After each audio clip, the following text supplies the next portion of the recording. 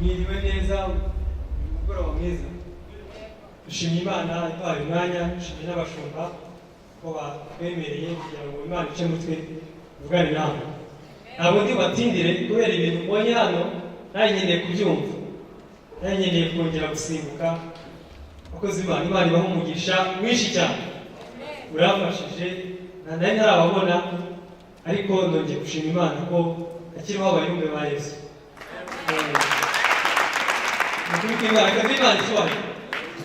Nanjye ntabwo umugoroba turifuza kuvuga, Imana yatuweho ijambo rikomeye, ntabwo turi kureba ibyo bari kuvuga, turi kuvuga ibanga ry'ubumana ryo guhirwa, ibanga ry'ubumana ryo guhirwa, secret of divine success.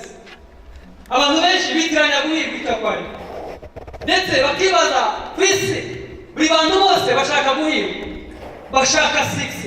Hari n'imvugo yateye muri iyi minsi ivuga ngo mwana ufite 6, ariko turaza kuvuga imugoroba, turaza kuvuga ibanga ryo guhirwa. Ni irihe banga ryo guhirwa? Ariko ntabwo ari ibanga ry'abisi, kuko hari n'amabanga abisi bakoresha bakiyita ibyo guhirwa, ariko ndaza kubereka uburyo ibyo abisi bita guhirwa atari uguhirwa bwo, uburyo ibyo abisi bita 6. Ndaza kubabwira definisiyo yo guhirwa. Guhirwa ni iki? Tuze kuvuga ibanga ry'ubumana ryo guhirwa, sekeri divine y'ubumana ryo guhirwa ya 6. Urabizi hari ibintu biranga 6, hari ibintu biranga 6 zavuye ku Mana. Abenshi bisi bagira ibyo bita 6, ariko ahanini basoza ubuzima bwabo baregereka, basoza ubuzima bwabo bishwe n'ibiyobyabwenge, basoza ubuzima bwabo nta murage basize. Ariko abantu bafite 6 y'ubumana basiga umurage. Haleluya! Basiga umurage, kirenze kuri ibyo bahumekera ubuzima abandi bantu. Rero nimugoroba turaza kuvuga mu minota mikeya, ntabwo ndi burenze 25. Ibanga ry'ubumana ryo guhirwa ni irihe? Reka mwereke. Hari icyo abisi bita guhirwa, hari icyo abisi bita guhirwa. Nusoma muri Luka 12:16, Yesu bamuzaniye, Yesu yaciye umugani abantu, arababwira ngo hari umugabo w'umukire, yari atunze cyane, afite ibintu byinshi cyane, ndetse ngo arushaho kugwiza. Noneho ngo ubutunzi bwe buba bwinshi cyane, aravuga ngo nimureke ngiye gusenya urugarama rwanjye, niyubakire indi sitoke nini, kuko yari amaze kugira ibintu byinshi cyane. Uzi impamvu abisi 6 bayigereranya n'ubukire, bayigereranya no gutunga, bayigereranya n'ibindi byose, bayigereranya no kumenyekana kwa femu. Ariko 6 z'Imana zirenze ibyo ngibyo. Icyakora n'ibyo ngibyo birunguye muri 6. Yesu abwira by'uwo mugabo, yari umutunzi mu by'isi, yari ahiriwe muri sosiyete, ariko Yesu abwira ikintu gikomeye, arabwira ngo ubutunzi bw'umuntu, kubwira umutima kunezerwe, ntabwo biva mu byinshi atunze. Umugabo abwira amagambo akomeye, aravuga ngo reka niyubakire indi sitoke, ndasenya iyo sitoke kubera ko ni ntoya, niyubakire indi sitoke nini cyane, nihundikemo ibintu byanjye byose. Yari maze kuba umukire wo mu rwego rwo hejuru, ariko ngo umupfapfa ijambo ry'Imana rimugeraho, aramubwira ngo mbese ko muri uyu mugoroba uri bwakwe ubugingo bwawe, byakumarira iki? Uwo mupfapfa atangira kuregereza kubera iyo mpamvu, kubera ko yashatse kwirundiraho ubutunzi n'iki yari abifite, ariko abwira ko ari bwakwe ubugingo buhoraho. Yesu arabwira ngo nawe wapfapfa mukagezayo, byakumara iki kumenyekana ukazabura ubugingo buhoraho? Byakumara iki gutunga iby'isi byose ukazabura ubugingo buhoraho? Mbese izo ni 6. Mbese yarahiriwe koko? Yesu arabwira ngo byakumarira iki? Uzi impamvu buriya abisi benshi, abo twita abahiriwe, twifuza gufatiraho n'ikigero, abenshi bicwa n'ibiyobyabwenge. Mwambwira izo ni 6 kweli? Hari amakuru ejo bundi nasomye, muzi muri ibyo bita Whitney Houston yapfuye yishwe n'ibiyobyabwenge kubera kubyitira no kubinywa byinshi. Noneho uzi umurage yasize nuko n'umukobwa we ejo bundi nawe yishwe n'ibiyobyabwenge, kandi ni umuntu uhiriwe. Arahiriwe cyane, ahiriwe, afite 6 cyane, asize uwe murage. Jackson. Jackson abaza amateka ye yari akunzwe, yari icyamamare mu rwego utashobora kuba, ariko umuryango we nawe ubwe amafaranga ye ntabwo bayarya. Bifuza ko byibuze yapfa kugira ngo babone ubutunzi bwo mu mafaranga. Dore icyo twita sisi nicyo abajene benshi bahirimbanira barifuza kuba nka Jackson, ariko Jackson akiriho ndetse n'umuryango we bifuza ko byibuze yapfa bagatungwa n'amafaranga, kuko akiriho amafaranga ye ntacyo abamara, amafaranga ye muri soni. Izo nizo bita sisi. Yesu abwira uyu mugabo bamwe mu byakumarira iki gutunga iby'isi byose ariko ukaka ubugingo buhoraho. Uzi igisobanuro cya sisi iri divine. Turaza kuvuga ibyanditswe byinshi bitari ijambo ry'Imana. Yosuwa 1:8. Yosuwa igice cya mbere 8. Bibiliya tubwira ngo ibiri muri iki gitabo cy'amategeko ntukarore kubihamisha akanwa kawe, ahubwo ujye ubitekereza ku manywa na nijoro, kugira ngo ubone uko ukurikiza ibyanditswemo byose. Niba uzahirwa mu buzima, niba uzahirwa mu nzira zawe, ukabashishwa byose. Uyu mwana 6 ariko y'Imana, 6 divine, 6 itaregereka. Kubera ko abenshi twita abahiriwe bajya gupfa baregerese. Abenshi twita abahiriwe ibyo bagezeho bumva ntacyo bibamariye. Hari umugabo bita Steve Jobs singamuzi, wakoze Apple, yapfuye muri 2013. Ni umugabo wari umushakashatsi mu buryo bukomeye, akora za iPhone, akora n'uwagira uruganda rwa Apple, ariko yararebye ibyo yagezeho byose agiye gufarana leta nawe. Kandi ni umuntu wo kwifuzwa, ni umuntu tubona ko afite sisi. Aravuga ngo ubuzima buri limite, rero ntugashaka kubaho ubuzima bw'undi muntu. Yapfuye afite imyaka 56, apfa regreta, avuga mu buzima ibyo umuntu ahirimbanira byose iyo atarimo kumenya Imana no kwitoza Imana no kuzaba ku bwami bw'ijuru ntacyo bivuze. Ni umubabaro gusa n'agahinda gusa. Steve Jobs benshi bifuza kubaho nawe, yageze ku bikorwa bihambaye. Abisi batwamwituhiriwe, ariko ku buzima bwe ntabwo ahiriwe. Ariko mu buzima bufite iherezo, ubuzima buri limite. Ntukagerageze kuba ubuzima bw'undi muntu. Abanyamerika bo bakoresha ijambo ry'amunda bakabwira ngo be human, ukiba wowe, ba wowe. Abo wifuza kuba abo ushakiraho 6 nazo bafite. Icyakora ndaza kubwira umugabo utanga 6 ziri divine, utazaregreta, utazicuza impamvu wamukurikiye. Kubera ko ibyo twita 6 ntabwo ari 6. Uzi impamvu? Ubukire bwatuma utunga byinshi, bwatuma ugura ibitanda cya metero ebyiri kuri ebyiri, ariko ntabwo bwaguha gusinzira. Ibyo kandi bene abo ngabo tubita bahiriwe. Amafaranga menshi yagura ibiryo byose ushaka, ariko ntabwo yaguha apeti. Ndaza kukubwira ibanga ry'Imana ryo guhirwa ibyo ari byo. Haleluya! Imana irifuza guhagurutsa indi generasiyo.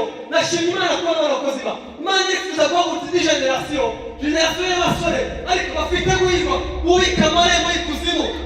Amafaranga menshi yaguha uburiri bwiza, yaguha inzu nziza, ariko ntabwo yaguha ibitotsi, ntabwo yaguha amahoro muri iyo nzu. Ibiryo byiza ntabwo byaguha apeti. Ariko hari ibanga ry'ubumana ryo guhirwa. Uzi igisobanuro cyo guhirwa? Ni igihe imibereho umuntu abana n'Imana binyuriye mu ijambo ryayo bimushoboza gusohoza umugambi Imana yamuremeye, cyangwa gusohoza misiyo yayo hano ku isi, cyangwa gukora assignment, umukoro yagenwe hano ku isi. Kandi bene uwo mukoro yamara kuwurangiza ntaregrete. Muzi umugabo bita Pawulo ni umugabo wahiriwe mu buzima bwe bwose.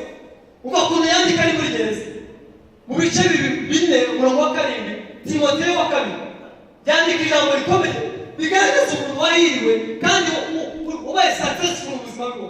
Kandi ari muri gereza arandika ngo narwanye intambara nziza yo kwizerwa. Timoteyo mwana wanjye, yewe narahiriwe muri iyi si, narwanye intambara nziza yo kwizerwa, isigaye bityo ikamba ry'ubugingo. modelo jewe umuntu wahiriwe umuntu wese successful mu buzima bwawe narwanye intambara nziza yo kwizerwa kandi ntabwo ntegereka nubwo ndi muri gereza isigaye biragenda isigaye bigiye ikamba ry'ubugingo isigaye bigiye ikamba ry'ubugingo iryo wa mucamanza utabera azaba kuri urya munsi icyakora sinjye njyenyine n'abandi bose bakunze kuzamunika ngayo magambo y'umugabo wahiriwe wasobanukiwe assignment ye wasobanukiwe misiyo ya hano ku isi ndetse ayisohoza amahoro ataregrese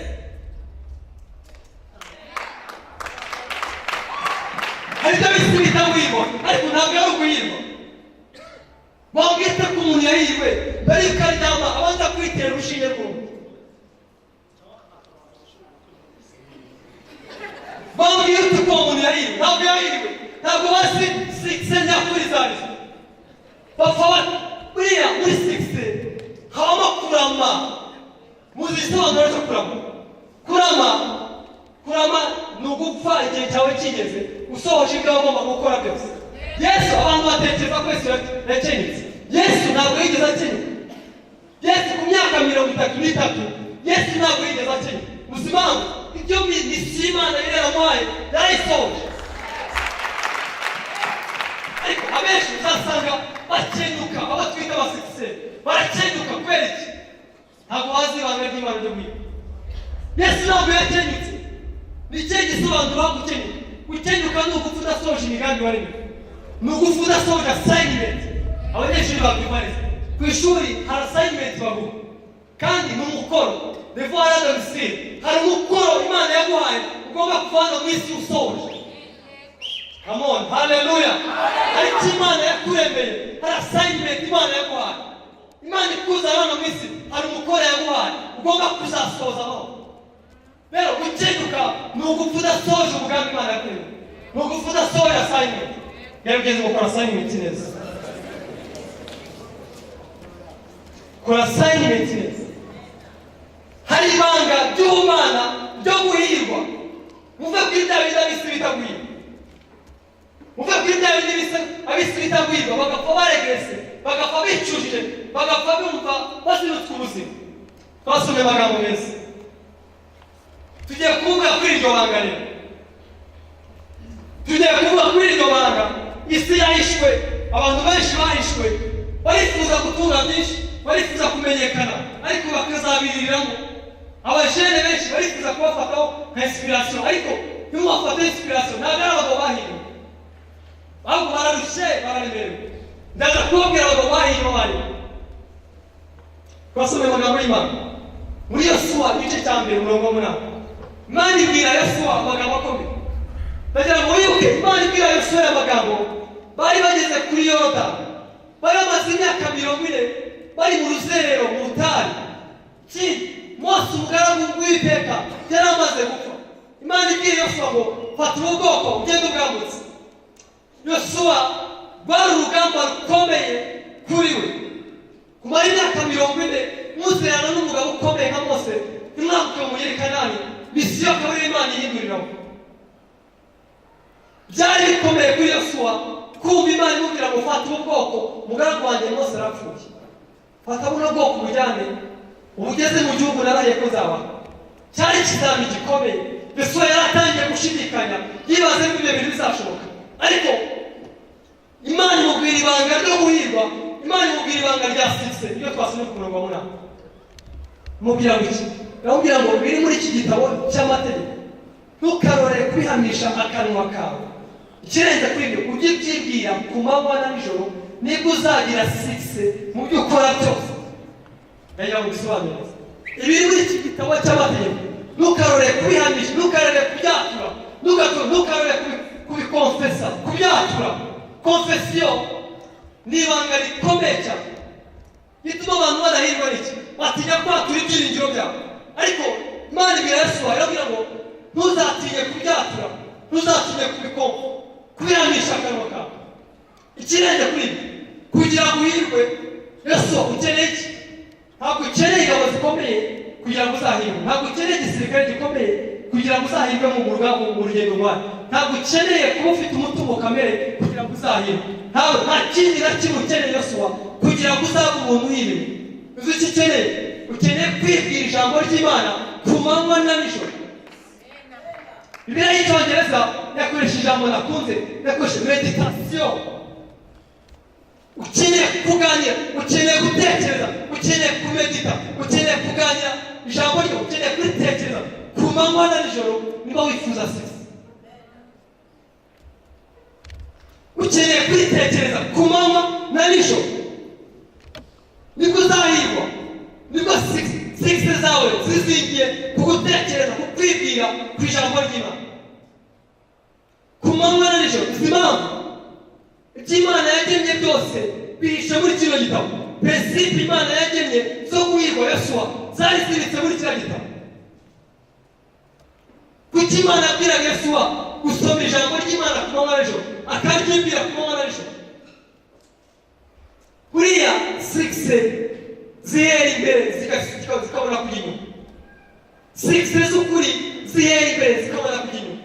Ikibazo dufite abantu muri iyi minsi badafite umwanya w'ijambo ry'Imana n'iminota 15 kandi bakumva bifuza kuba hirya. Ni abakozi b'Imana, ni abaririmbyi, ni abajene, ni abakristo badafite umwanya w'ijambo ry'Imana. Ariko ndagutangariza ko niba udaha umwanya ijambo ry'Imana, ugire umwanya wo kurisoma ku giti cyawe, uritekerezeho. Kandi meditation birenze kurisoma gusa no kuryiga, kubera ko muri kino gitabo harimo iby'Imana yashyizemo byose by'Imana bizadufasha guhinga. Muri kino gitabo harimo iby'Imana byose Imana yashyizemo bizadufasha guhinga. Birimo byose Imana ya misiyo Yosuwa yari izi ko itazakenera byose kugira ngo arangize urugendo rwe neza. Byari muri iki gitabo. Ariko dufite abakristo benshi bashaka guhirwa ariko batazi ibanga ryo guhirwa. Buri ibanga ryo guhirwa ni ukwibwira aya magambo, ni ukwiga aya magambo ku manywa na nijoro, ukayatekerezaho. Ariko ntushobora kuyatekerezaho utayasoma, ntushobora kuyamenya utayize. Ukeneye kuyiga, ukeneye kuyiga. Niba wifuza guhirwa, niba wifuza kuzarangiza urugendo rwawe nka Pawulo utaregeretse, niba wifuza kurangiza urugendo rwawe utaregeretse, ukeneye kwiga kuko ibanga riri hano. Ibanga riri muri iki gitabo n'ahandi riri. Hari statement ivuga ibintu bitatu. Iravuga ngo weak mind, abantu bari weak mind badiscussing discuss people. Average mind discuss event. Strong mind discuss idea. Uzasanga abantu weak mind b'abantu bahora mu bantu nyine, bahora baganira abantu, bahora babonye ukuntu yambaye, yari yatebeje se yambaye agajipo k'umukara n'ubururu. Abo bita weak mind. Ndagusabiye muve muri icyo cyiciro mu izina rya Yesu Kristo. Niba wifuza kuba urubyiruko ruhiriwe, niba wifuza kuba umukristo uhiriwe muri icyo cyiciro. Icyiciro cya kabiri ni abantu baciriritse nabo. Ibitekerezo byabo biba muri evenoma. Charles yabatsinze abantu. Yabatsinze bingayise. Twaguze umukinnyi, urumva? Umukinnyi twaguze noneho. Aturuka yavuye muri ka gakipe yazamuka. Mbese ubuzima bwabo buhora muri evenoma.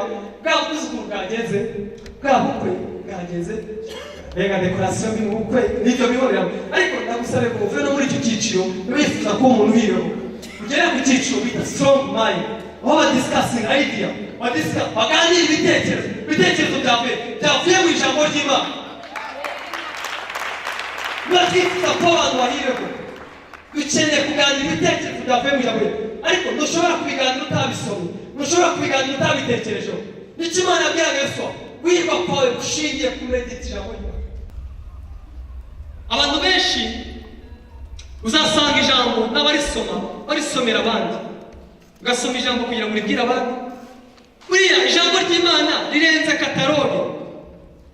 Ijambo ry'Imana ni kataloge, ariko rirenze kataloge y'ubuzima. Kataloge irakuyobora. Uguze radiyo ushobora utazi kuyikoresha baguha kataloge.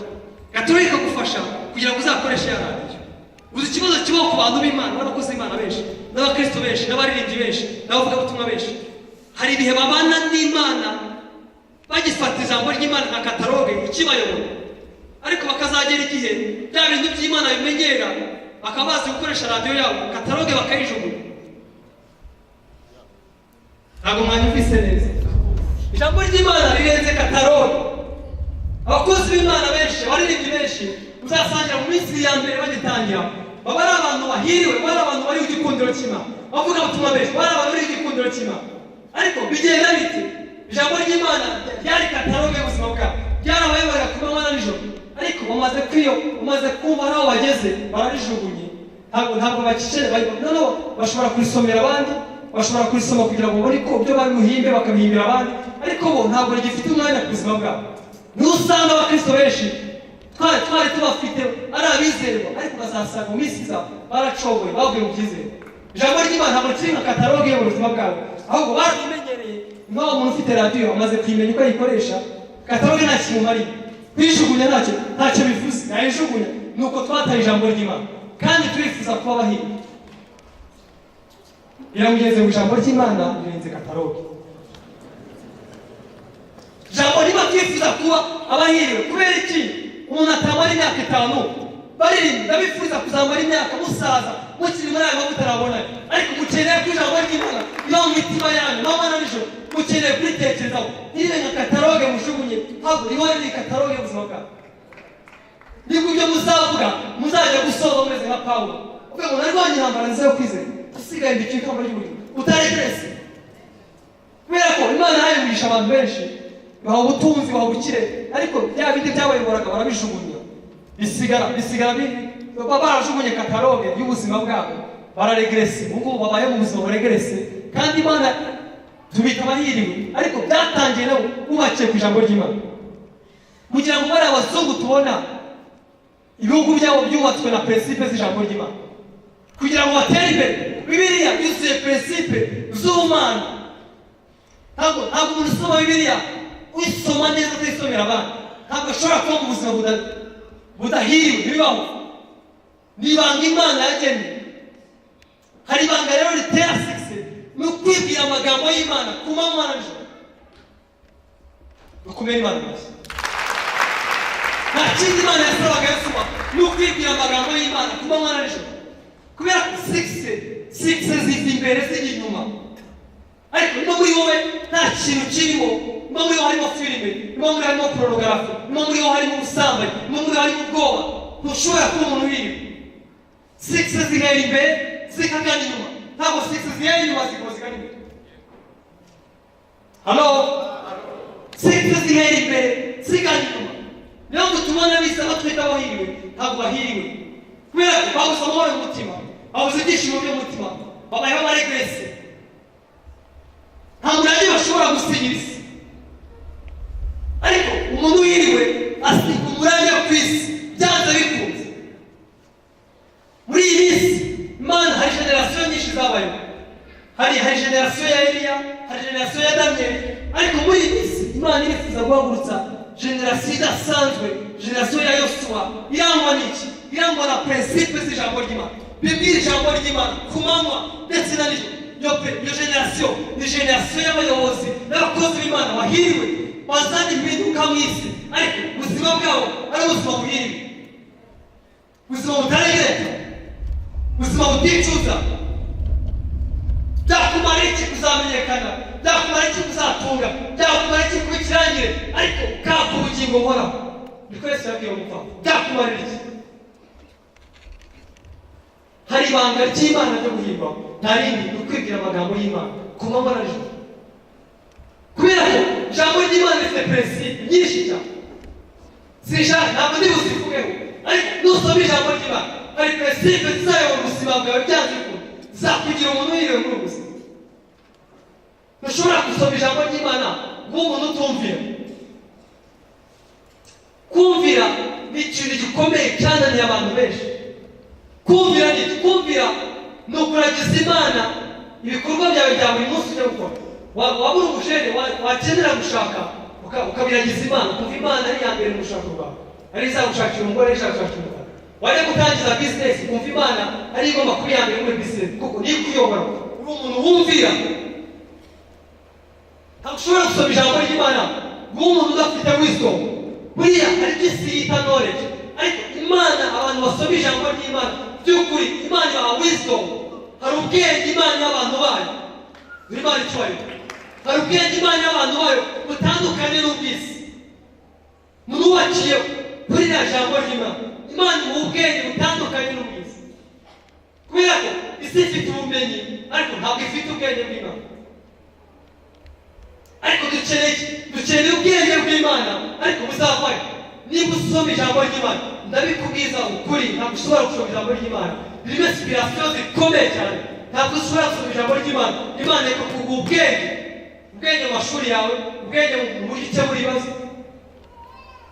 Uzi umuntu usoma ijambo ry'Imana ntabwo ushobora kuba umuntu usoma ijambo ry'Imana kubeho utari anointed, utari umuntu usize.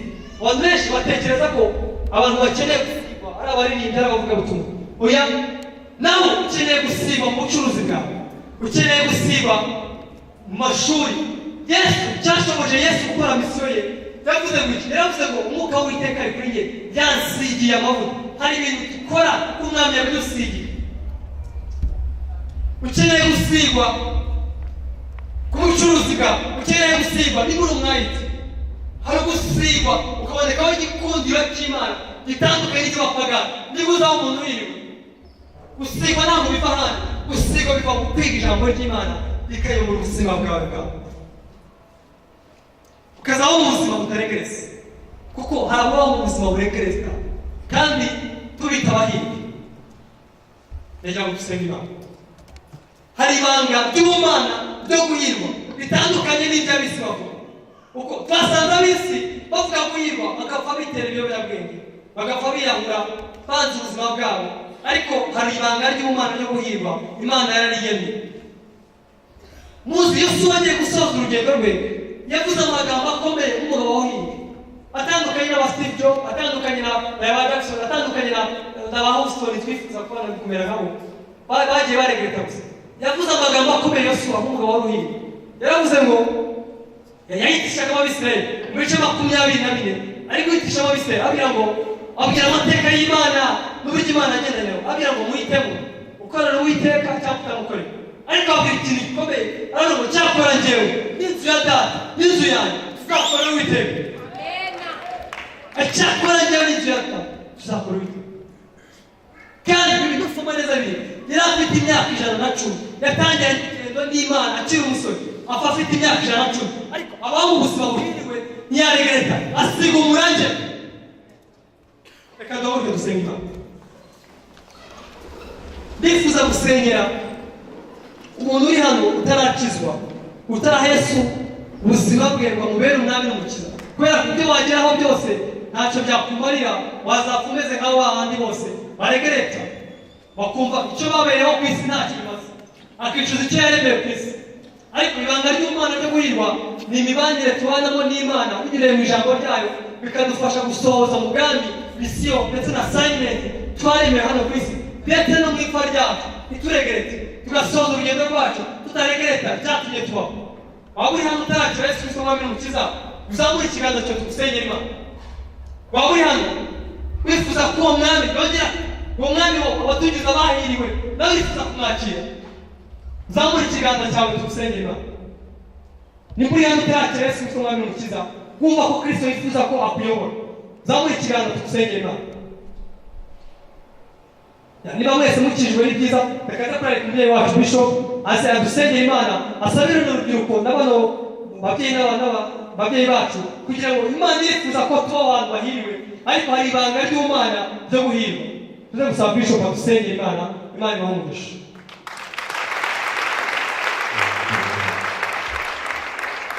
Haleluya. Yesu ashimwe cyane. Kongera dukomere Imana amashyi menshi. Bamwe muhirwa baza mugenza ko ubundi wumvise